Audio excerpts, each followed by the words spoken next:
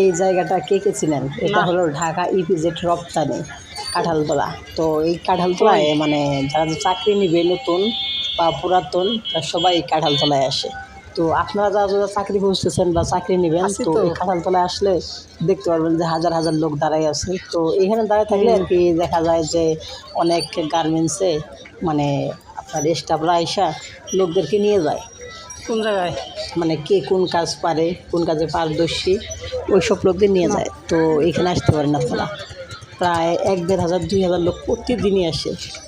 তো এদেরকে এত লোকদেরকে চাকরি কে দিবে বলেন? গার্মেন্টস তো আর অত ফাঁকা থাকে না, বুঝেন নাই? যদি নতুন গার্মেন্টস চালু হয় তাহলে আর কি আপনার ফাঁকা থাকে, বাট নতুন না হলে কীভাবে ফাঁকা থাকে? অল্প কিছু আসন ফাঁকা থাকে ওইখানেই দিয়ে দেয়। তো আপনারাও আসতে পারেন কাঁঠালতলা, ঢাকা ইপিজেড পাইপওয়াল রপ্তানি, তো আসতে পারেন।